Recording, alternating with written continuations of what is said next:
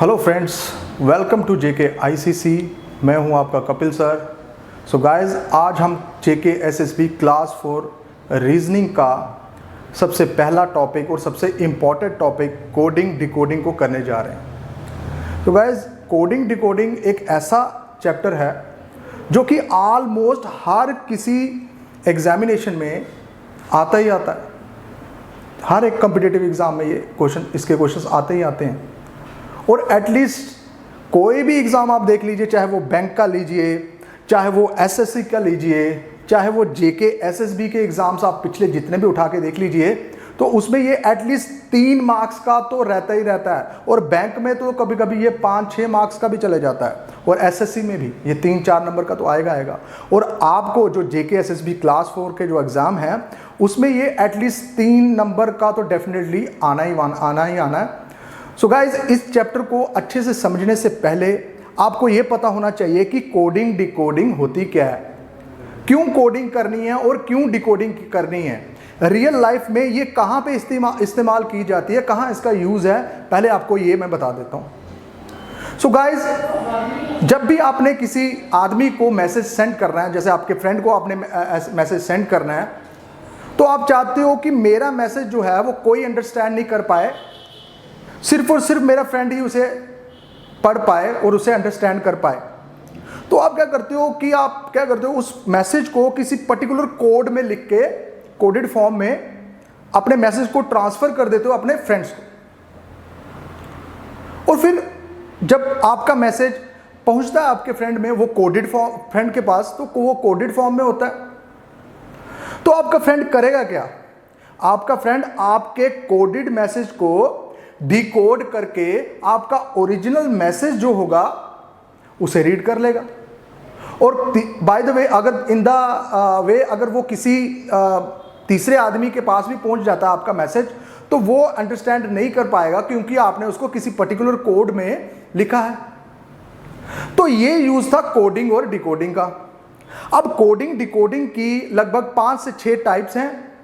तो आज क्योंकि हम कोडिंग डिकोडिंग का ओवरव्यू लेने जा रहे हैं, जिसमें आपको कोडिंग डिकोडिंग के बेसिक कंसेप्ट्स क्लियर किए जाएंगे, पहले उनके बेसिक्स, ट्रिक्स और टिप्स वो दी जाएंगी। तो इसलिए आज के जो लेक्चर में सिर्फ उसकी टाइप 1 ही कवर हो पाएगी। इसके बाद नेक्स्ट लेक्चर में मैं पूरी कोशिश करूंगा कि इसकी सारी की सारी टाइप्स जो है वो डिस्कस हो जाए। फिर उसके बाद हम प्रैक्टिस क्वेश्चंस भी इसके लगाएंगे, सॉल्व करेंगे। सो गाइज, कोडिंग डिकोडिंग में जो सबसे पहली जो टाइप है वो होती है आपकी लेटर कोडिंग। यानी इसमें जो इंग्लिश के जितने भी अल्फाबेट्स होते हैं, यानी कि लेटर्स होते हैं, उनको कोड किया जाता है किसी पर्टिकुलर पैटर्न के साथ। अब जब भी आपने लेटर कोडिंग करनी है, उसके लिए जो बड़ा ही इंपॉर्टेंट जो टिप्स वो ये है कि आपको जितने भी लेटर्स हैं, ए से लेकर जेड तक, उन सबकी पोजीशंस लर्न होनी चाहिए। पता होना चाहिए कि ए कौन सी पोजीशन पे है, बी कौन सी पोजीशन पे है, जेड कौन सी पोजीशन पे है, एफ कौन सी पोजीशंस पे है। इन सभी लेटर्स की पोजीशंस के बारे में आपको पता होना चाहिए। But after all we are human, हमारी दिमाग की भी कुछ कैपेबिलिटी है। हम इतने सारे लेटर्स की पोजीशंस को मे बी बहुत सारे कैंडिडेट्स याद तो कर लेंगे, बट बहुत ज़्यादा देर तक रिमेंबर नहीं रख पाएंगे। कंटिन्यूसली उनको रिवाइज करना ही पड़ेगा। सो जैसे कि आप देख रहे हैं, ए की पोजीशन 1, बी की 2, सी की 3, इस तरीके से सीक्वेंस में अगर चलते जाएंगे तो जेड सबसे एंड में आएगा 26। सो गाइस, जब भी हम ए टू जेड की तरफ बढ़ते हैं पर्टिकुलर सीक्वेंस के साथ, यानी कि ए को 1 पे रख के, बी को 2 पे रख के, और इस सीक्वेंस से जब हम आगे बढ़ते हैं, तो जब हम जेड तक पहुंचते हैं, जेड लास्ट वाला लेटर है 26। आपको पता है इंग्लिश में 26 लेटर्स होते हैं। सो जब 1 से शुरू होके, ए से शुरू होके जेड तक जाते हैं, तो उस सीक्वेंस को बोलते हैं फॉरवर्ड सीक्वेंस, क्योंकि आप ए से शुरू होके जेड की तरफ जा रहे हो, तो उसको बोलते हैं फॉरवर्ड सीक्वेंस, क्योंकि आप ए से आगे बढ़ रहे हो जेड की तरफ। सो गाइस उसके बाद एक सीक्वेंस होता है बैकवर्ड, रिवर्स सीक्वेंस भी उसको बोलते हैं, रिवर्स सीक्वेंस या बैकवर्ड सीक्वेंस। उसमें आप क्या करते हो, शुरू करते हो Z से, यानी कि उसमें आप क्या करोगे, ये जो Z है इसको आपने 1 माना, Y को 2, फिर 3, X को 3, W को 4, V को 5, और इसी सीक्वेंस से आपको आगे बढ़ते ही जाना है, बढ़ते ही जाना है। और आप देखोगे जो A की पोजीशन है, A की वो आएगी 26, क्योंकि अब जब रिवर्स पोजीशन में आप इसको रीड करोगे, रिवर्स सीक्वेंस में जब आप इनको रीड करोगे, Z को 1 रख के जब आप इसको रीड करोगे, तो A की जो पोजीशन होगी वो सबसे लास्ट में होगी, यानी कि 26। सो गाइज ये तो पोजीशंस थी, बट इतनी सारी 26 पोजीशंस हर एक लेटर की दिमाग में रखना तो काफी मुश्किल है। तो चलिए आपकी मुश्किल को भी मैं आसान कर देता हूं कि इसको लर्न कैसे करना है, इसको दिमाग में कैसे बिठाना है। सो गाइज उसके लिए भी मेरे पास एक ट्रिक है, ट्रिक इनफैक्ट मेरे पास एक आपके लिए दवाई है जिसका नाम है सफिलोरक्स, क्योंकि इसका नाम जो है वो बिल्कुल एक जैसे कोई मेडिसिन का नाम होता है ना, उसी नाम की तरह है सफिलोरक्स। अब इस सफिलोरक्स वर्ड को आपने अगर याद कर लिया तो इस सफिलोरक्स से आप किसी भी लेटर की पोजीशंस को इजीली फाइंड कर सकेंगे। ठीक है, तो आइए सफिलोरक्स का यूज देखते हैं कि ये जो सफिलोरक्स है कैसे आप किसी भी लेटर का पोजीशंस फाइंड कर सकते हैं। Let's start. सो देखिए सफिलोरक्स लिखना है आपने, जब भी आपका पेपर आएगा आपने सबसे पहले ये करना, अपनी रफ शीट पे सफिलोरक्स लिख देना है और साथ में 3 का टेबल लिख देना है साथ साथ में, जैसे कि C की जगह पे 3, ठीक है, फिर F की जगह पे 6, I की जगह पे 9, 12, 15, 18, 21 और 24, यानी कि सफिलोरक्स लिखा, फिर 3, 6, 9, 12, 15, 18, 21, 24, ये 3 का टेबल लग रहा है ना आपको, तो ये 3 का टेबल साथ साथ में लिख देना है। तो ये पैटर्न जब आपने लिख देना है, अब इस सफिलोरक्स नाम की दवाई से आप कैसे इनको याद कर सकते हो वो बताते हैं। ठीक है, अब सपोज करो आपने पोजीशन फाइंड करनी है D की, आपको D की पोजीशन फाइंड करनी है कि D कौन सी पोजीशन पे है। तो आपने देखना है कि D के आसपास वाला कौन सा लेटर सफिलोरक्स में है। तो D के पास वाला तो आपको ये दिख रहा है C, तो C की पोजीशन 3 है, लेकिन D C से एक स्टेप आगे आता है, C के बाद D आता है ना, तो C का नंबर अगर 3 पोजीशन पे है तो D उससे एक पोजीशन आगे यानी कि 4 पोजीशन पे होगा। ठीक है गाइस, तो इसको कैसे यूज करना है ये हमने देखा। एक और एग्जांपल मैं उठा के लेता हूं। सपोज करो मुझे फाइंड करना है कि M की क्या पोजीशन है। आपने फटाफट से सफिलोरक्स में देखना है कि कौन सा लेटर M के पास है। आपको पता है L M, L के बाद M आया, तो L की पोजीशन 12 है, तो M उसके बाद आया, यानी कि M की पोजीशन 13 होगी। Is that clear? तो जब आपने सपोज करो आपने किसकी पोजीशन फाइंड करनी है, Q की, Q फॉर क्वीन। अब उसकी आपने अगर फाइंड करनी है पोजीशन क्या है, तो आपने देखना है Q के आसपास वाला लेटर कौन सा है सफिलोरक्स में।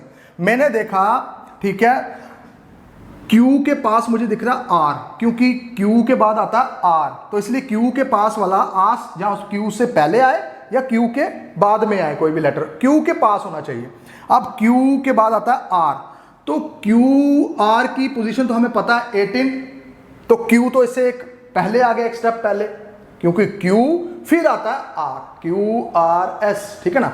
तो Q के बाद आता है R, R की पोजीशन 18 है, तो Q तो इससे पहले आ गया, यानी कि Q की पोजीशन क्या होगी 17। ठीक है गाइस, तो ये सारी पोजीशन सफिलोरक्स से जो हमने निकाली है ये होगी इनकी फॉरवर्ड पोजीशन। अब आप बोलोगे सर फॉरवर्ड पोजीशन तो आपने बता दी, लेकिन हमने रिवर्स पोजीशन कैसे याद करनी है? आपकी बात भी ठीक होगी, क्योंकि फॉरवर्ड पोजीशंस के लिए तो हमने ट्रिक लगा दी, तो फिर रिवर्स पोजीशन के लिए भी कोई ऐसी कोई ट्रिक? रिवर्स पोजीशन के लिए भी आपके लिए ज़रूर मेरे पास ट्रिक है।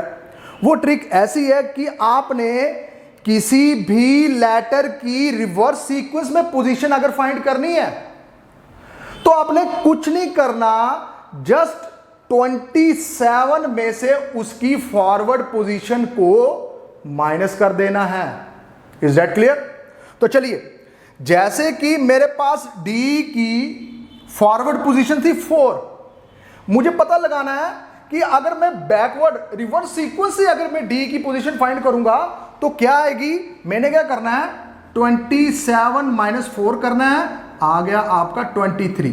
यानी कि अगर हम Z से शुरू करेंगे गिनती 1 2 3 4, तो जो D की जो पोजीशन रहेगी वो 23 रहेगी, क्योंकि 27 में से अगर आप फॉरवर्ड पोजीशन को माइनस करते हो किसी लेटर की तो उसकी रिवर्स पोजीशन निकल जाती है।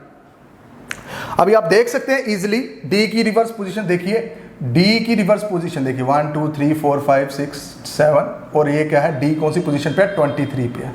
तो you can clearly see D की पोजीशन जो है वो 23 है। तो यही हमारा आंसर है। अब M की हमने पहले से फाइंड करके रखी थी 13 फॉरवर्ड पोजीशन, लेकिन हमें चाहिए बैकवर्ड पोजीशन में, रिवर्स पोजीशन में M की पोजीशन क्या होगी वो फाइंड करते हैं। मैंने बोला क्या करना है, रिवर्स पोजीशन फाइंड करनी है, तो 27 में से उसकी फॉरवर्ड पोजीशन को माइनस कर देना है। तो 27 में से 13 गया, क्या आया 14। तो 14 जो है वो M की पोजीशन है रिवर्स साइड से, ठीक है, यानी कि उसकी रिवर्स पोजीशन है। यानी कि Z से अगर हम 1 2 3 करेंगे, लेटर्स को कोड लगाएंगे, तो M की पोजीशन 14 निकलेगी। तो कहने का मतलब सिर्फ इतना है कि जब भी आप 21 में से उसकी फॉरवर्ड पोजीशन को माइनस करते हो तो गाइस उसकी रिवर्स पोजीशन इजीली निकल जाती है। तो अभी हमने सिर्फ यह सीखा कि फॉरवर्ड पोजीशन कैसे फाइंड करते हैं।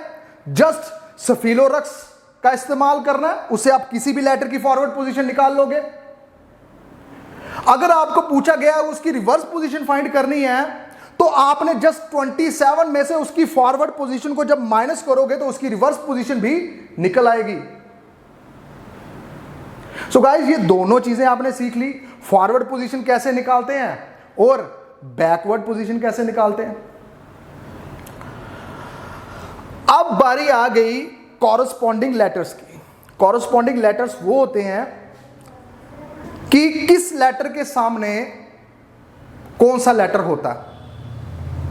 फॉर एग्जाम्पल अगर हम इस ध्यान से देखेंगे, अगर ये ABCD लिखा मैंने, क्योंकि देयर आर टोटल 26 लेटर्स, तो अगर मैं 13 लेटर को एक सीक्वेंस में लिखूंगा और बाकी 13 को उसके नीचे एक सीक्वेंस में लिखूंगा तो वो लेटर एक दूसरे के प्रॉपर सामने सामने आएंगे। फिर उससे भी एक पैटर्न बनता है और वो होता है कॉरस्पॉन्डिंग लेटर्स।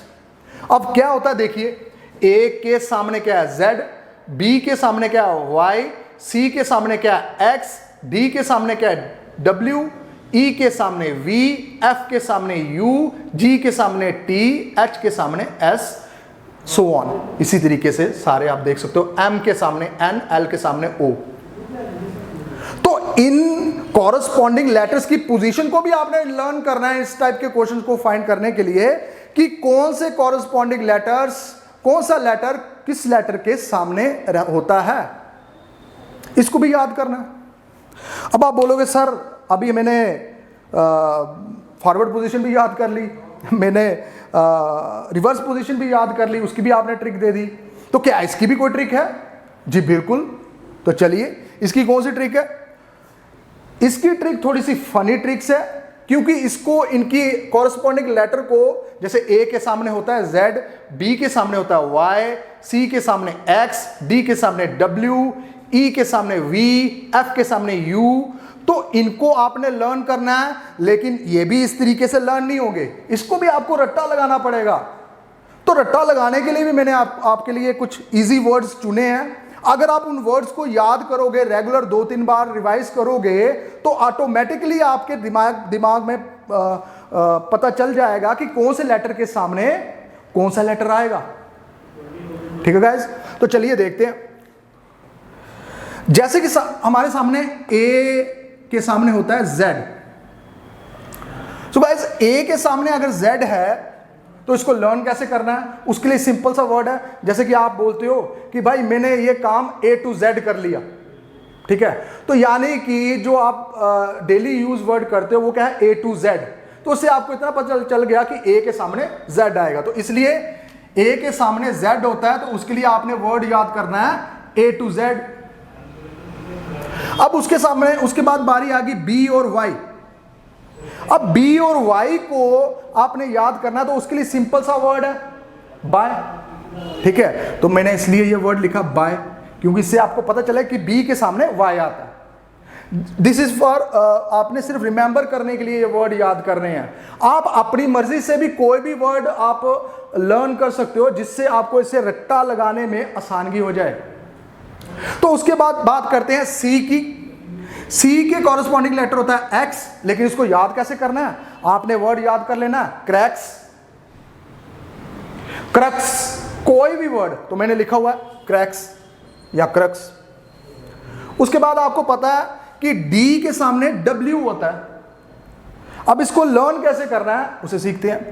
D के सामने W है, तो बड़ी ही फेमस कोल्ड ड्रिंक का नाम है ड्यू, तो आपने ड्यू को याद कर लेना। ठीक है, अब ड्यू को याद कर लिया तो आपको आपके दिमाग में ऑटोमेटिकली ऐसे लगेगा ड्यू, ड्यू, तो डी के सामने W आएगा। तो इस तरीके से इस ट्रिक का इस्तेमाल करके आप सभी लेटर्स को याद कर सकते हो। उसके बाद आ गया E के सामने V। आप कोई भी वर्ड रख सकते हो, इवनिंग याद कर सकते हो, या एक परफ्यूम का नाम है ईवा, वो याद करिए, मैंने उसका नाम लिख दिया ईवा। ईव कर सकते हो, जैसे बोलते हैं क्रिसमस ईव, तो ईव भी आप ये वर्ड भी आप याद कर सकते हो। तो जो आपको अच्छा वर्ड लगे वो आप कर सकते हो, नहीं तो मेरे वाले कर लीजिए, कोई इशू नहीं है। आगे F के सामने U। अब इसको कैसे याद करना है, कोई एक वर्ड रखना पड़ेगा इसको रट्टा लगाने के लिए, और वो है फन। अगर आपने फन पता तो आपको पता होना चाहिए कि F के बाद U आ रहा है, तो दैट मीन्स F के सामने U होगा। अब उसके बाद आ गया G के सामने होता है T। तो G के सामने T होता है, इसे माइंड में बैठाने के लिए जो वर्ड है वो है GT रोड। तो GT रोड पंजाब का बड़ा ही फेमस रोड है, उसके नाम को याद कर लीजिए, तो आपको G के सामने T आता है, ये भी आपके दिमाग में बैठ जाएगा। उसके बाद H के सामने आता है S। H के सामने S। अब H के सामने S आता है, इसे कैसे याद करें, इसके लिए आप कुछ भी याद कर सकते हो। जैसे कि मैंने लिखा हुआ है यहां पे हाई स्कूल, तो H for high, S for school, तो हाई स्कूल से आपको पता चल जाएगा कि H के सामने S आता है। उसके बाद I के सामने कॉरेस्पॉन्डिंग लेटर जो होता है वो होता है R, यानी कि जहां पे I उसके सामने जो उसका कॉरेस्पॉन्डिंग लेटर है वो होता है R। अब इसको कैसे याद कर रहा है, इसके लिए भी हमारी इंडियन रेलवे काफी फेमस है। I for Indian, R for railway, और वही मैंने लिखा हुआ है Indian railway. I for Indian, R for railway. तो इस वर्ड से आपको IR को याद करना इजी हो जाएगा। उसके बाद गाइस हमारे पास है J और Q, J के सामने Q। अब इसको भी याद करने के लिए हमारे पास कुछ वर्ड है, ठीक है, जैसे कि जम्मू क्वीन, यानी कि जम्मू की रानी, तो J for Jammu, Q for queen. अब K के सामने P। अब K के सामने P जब हमारा टाइम होता था, जब हम पढ़ते थे, तो उस टाइम पे एक बहुत ही फेमस क्रिकेटर होता था, उसका नाम होता था केविन पीटरसन। तो जो हमारे जो टीचर थे, तो उन्होंने हमें ये वर्ड सिखाया था, KP का मतलब केविन पीटरसन।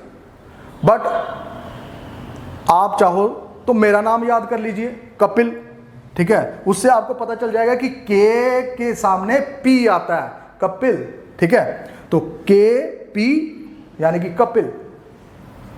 उसके बाद एल के सामने होता है ओ, एल के सामने ओ। तो इसके लिए भी बहुत सारे वर्ड्स हैं जिसे आप याद कर रख सकते हो, दिमाग में बिठा के रख सकते हो। जैसे कि यहां पे मैंने लिखा हुआ है लियो। लियो आपको पता है बहुत सारे लोगों का जो ज़ोडिएक साइन होता है लियो। या आप लियो नहीं करना, या तो आप लाइट्स ऑन ये वर्ड भी याद कर सकते हो। L for lights, O for on. तो एल ओ को याद करने के लिए लाइट्स ऑन भी कर सकते हो। उसके बाद एम के सामने होता है एन। तो इसको याद करने के लिए एक सिंपल सा वर्ड है जो कि बार बार हम यूज करते हैं, मैन। तो उससे आपको यह पता चल जाएगा कि एम के सामने एन होता है। तो ये सारे जो हमने सीखी है ए बी सी डी, तो इसका यूज जो है ये आपको आने वाले क्वेश्चंस में कैसे करना है वो दिखेगा। तो सबसे पहली जो टाइप है इसकी नंबर लेटर कोडिंग, उसे हम स्टार्ट करने जा रहे हैं। अब देखेंगे कि इन सभी का यूज कैसे उन क्वेश्चंस में किया जाएगा वो सीखते हैं। अब सबसे पहला क्वेश्चन जो आपके कोडिंग डिकोडिंग में जो पूछा गया है यहां पे वो दिया हुआ है इन अ सर्टेन कोड, यानी कि एक सर्टेन कोड में, एक पर्टिकुलर कोड में cold is coded as DPME, यानी कि कोल्ड का कोड दिया DPME।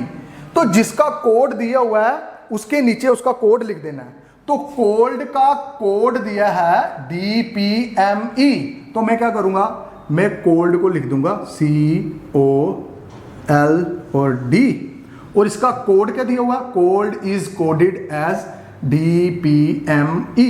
तो मैं क्या करूंगा, इसके नीचे DPME ये लिख दिया।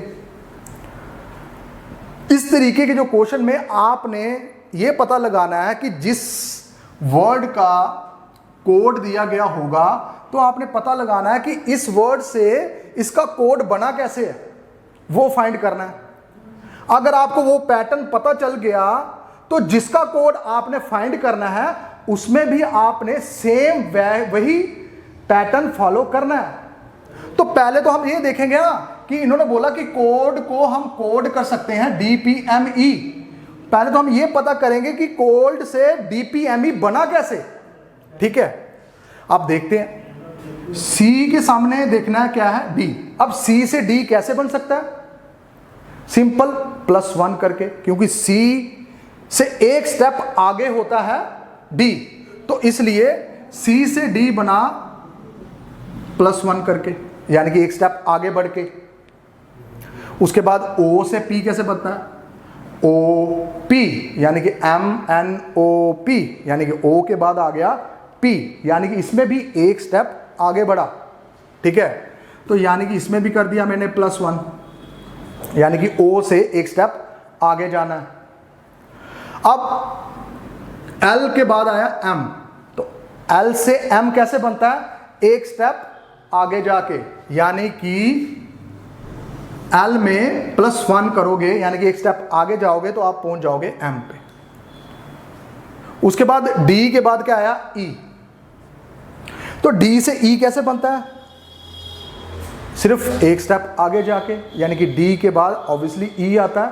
तो कितने स्टेप आगे चले हम, एक स्टेप, तो मैंने इसमें भी लिख दिया +1। तो हमें यह पता चल गया कि जो पहला वर्ड दिया था जिसका कोड दिया गया है वो कोड बना है +1 +1 +1 करके, यानी उन सभी नंबर के अंदर जितने भी लेटर्स थे वो सारे एक एक स्टेप आगे इंक्रीज हुए हैं, आगे बढ़े हैं। C से D बना है, O से P, L से M, D से E। और जिसका कोड निकालना है उसमें भी हमें सेम यही +1 +1 सेम पैटर्न लगाना है। अब निकालना किसका है, पूछा गया then how will the name be written in that language. बताया हुआ है कि बताओ नेम को इसी लैंग्वेज में, इसी कोड में कैसे लिखेंगे। तो हमने क्या करना है, जिसका कोड निकालना है उसको भी हमने ऐसे ही लिख देना है। और जो पैटर्न आपके दिए गए वर्ड में लगा, दिए गए वर्ड में हमने पैटर्न फाइंड कर दिया था कि सब लेटर्स में +1 +1 हुआ है, एक एक लेटर आगे शिफ्ट हुए हैं। तो जो दिया गया नंबर है उसमें भी आपने सेम पैटर्न फॉलो करना है, यानी उसमें भी आपने +1 करना है। तो n में +1 करोगे, एक स्टेप जाओगे तो क्या आएगा O, A के बाद एक स्टेप आगे आओगे तो क्या आएगा B, M के बाद एक स्टेप आगे आओगे तो क्या आएगा N, E के बाद एक स्टेप आगे जाओगे तो क्या आएगा F। तो क्या आंसर आपका OBNF। ऑप्शन में देखना है कहां पे है OBNF, सेकंड ऑप्शन है आपकी OBNF। सो गाइज हमने सिर्फ ये देखा कि जो दिया गया वर्ड है उस पे क्या पैटर्न लगा हुआ है और जो निकालना है उसमें वही पैटर्न फॉलो करना है। अब सेकंड क्वेश्चन की तरफ बढ़ते हैं। सेकंड क्वेश्चन में हम पूछा गया है in a certain code from is coded as HTQO, यानी कि फ्रॉम का कोड दिया गया है, then how will come COME be written in that language. तो बोला हुआ है कि फ्रॉम को हम लिखते हैं HTQO और बताओ कम को हम क्या लिखें इस तरीके के कोड में। तो सबसे पहले आपको पता लगाना है कि फ्रॉम से HTQO बना कैसे। हमने क्या करना है, जिसका कोड दिया गया हुआ है उसको उतार लेना है। फ्रॉम का दिया, मैंने फ्रॉम लिख दिया और उसका कोड नीचे एक प्रॉपर सीक्वेंस में F के नीचे H, R के नीचे T, O के नीचे Q और इधर O। ठीक है। सो गाइस ये हमने जो दिया गया कोड था वो लिख लिया। अब हमने देखना है कि F से H बनता कैसे। अब ध्यान से देखोगे F से H बनता है +2 करके, क्योंकि देखिए अगर काउंट करेंगे तो F के बाद G फिर H आ रहा है, यानी कि F के बाद 2 स्टेप आगे जा रहे हो तो H आ रहा है। ठीक है, तो यानी कि इसमें क्या कर रहे हो आप, +2 कर रहे हो। F में +2 किया, 2 स्टेप आगे गए तो H आया। अब R से T कैसे बना वो देखते हैं। Q R, R के बाद S फिर T, तो R के बाद भी हम 2 स्टेप आगे गए S और T, तो यानी कि यहां पे कितना आ गया +2। अब O से Q कैसे बनता है, ये होता है MNO P Q, यानी कि O के बाद हम चले P पे और फिर एंड में Q पे, यानी कि O से Q तब बनता है जब हम O से आगे 2 स्टेप बढ़े, तो यानी कि इसमें भी +2। और M के बाद O, यही है, M के बाद आता है N फिर आता है O, तो यानी कि इसमें भी हम +2 2 स्टेप आगे बढ़े। तो यानी कि फ्रॉम से HTQO जो बना है वो +2 करके बना है। और यही पैटर्न आपको किसमें लगाना है, जो वर्ड का कोड आपने फाइंड करना है। हमने किसका करना है यहाँ पे, कम का। तो देखना है कम कैसे बना है। अब 2 स्टेप इसमें आगे गए थे तो दिए गए वर्ड में भी हमने सेम पैटर्न, यानी कि 2 स्टेप आगे बढ़ना है। ठीक है, अब C से अगर मैं 2 स्टेप आगे जाऊंगा, C के बाद आता है D के बाद E, तो यानी कि 2 स्टेप आगे बढ़ा तो E पे पहुंच गया। अब O के बाद P Q, यानी कि 2 स्टेप आगे बढ़ूंगा तो Q आ जाएगा। अब M के बाद 2 स्टेप और आगे बढ़ूंगा, M के बाद आ गया N और उसके बाद O, तो यहां पे आ गया O। अब E के बाद 2 स्टेप और आगे बढ़ूंगा, E के बाद F और दूसरे स्टेप पे G, तो यानी कि आ गया G। तो यानी कि आपका आंसर क्या निकला, EQOG। तो आपने देखना है कि आपके ऑप्शन में EQOG है कहां पे, वो है आपकी D ऑप्शन EQOG। तो चलिए अब थर्ड क्वेश्चन करते हैं। इस क्वेश्चन को अगर आप ध्यान से देखोगे तो इसमें आपको सोबर का SOBER का आपको कोड दिया गया है। तो जिसका कोड दिया है उसको आपने लिख देना है सबसे पहले, SOBER, और यहाँ पे RNADQ।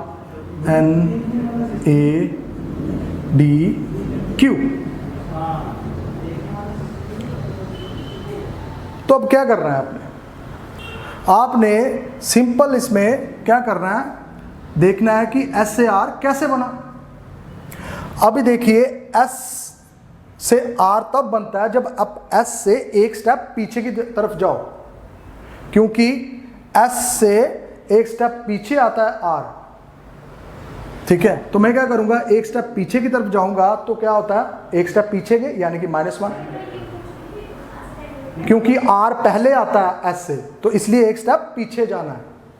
अब ओ के बाद क्या लिखा है, एन।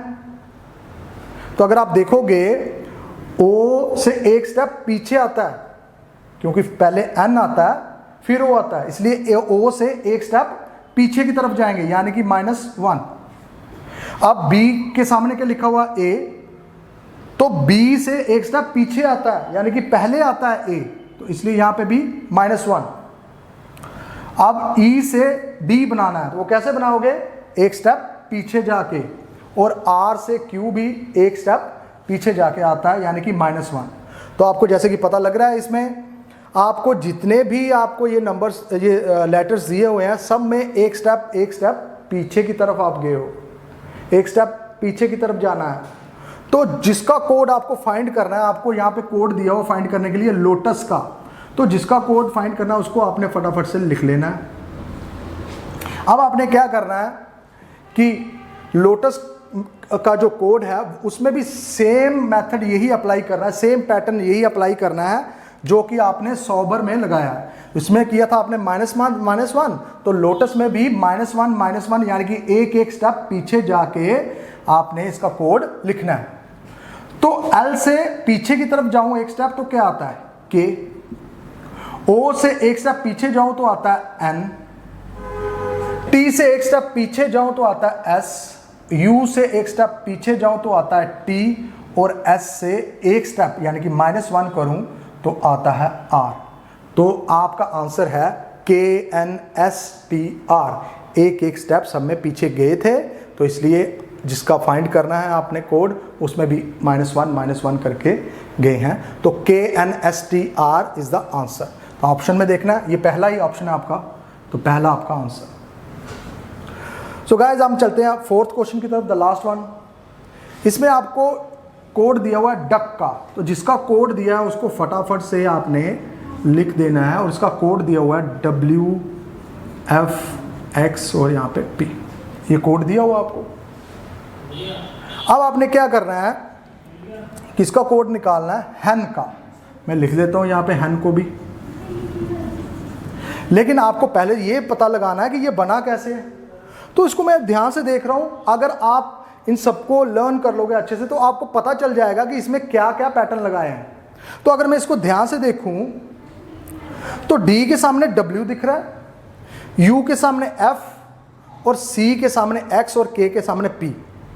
D के सामने W यानी कि ड्यू, अभी याद आ रहा है आपको कौन सा, ये देखो D के सामने W, ड्यू, ठीक है। और U के सामने F, फन वर्ड याद किया था ना, F के सामने U होता है, फन। C के सामने X, क्रैक्स, और K के सामने P, कपिल।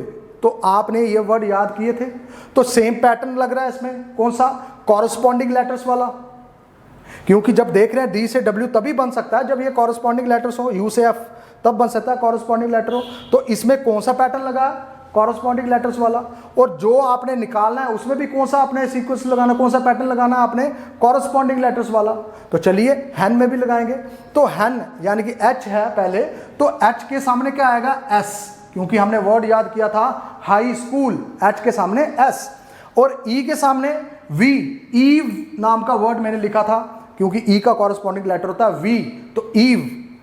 अब N के सामने होता है M, क्योंकि हमने वर्ड याद किया था मैन, ठीक है।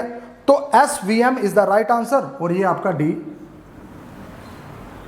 सो गाइज, ये था हमारा आज का लेक्चर, जिसमें आपको कोडिंग डिकोडिंग के सारे बेसिक ट्रिक्स सिखा दी गए हैं। इसमें आपने ये भी सीखा कि कैसे आपको पोजीशंस फाइंड करनी है हर किसी लेटर्स की, या उसको रिवर्स पोजीशन फाइंड करनी है, या फिर उसके कॉरस्पॉन्डिंग लेटर कौन कौन से कैसे फाइंड करने हैं। सो आज के लिए इतना ही, थैंक यू।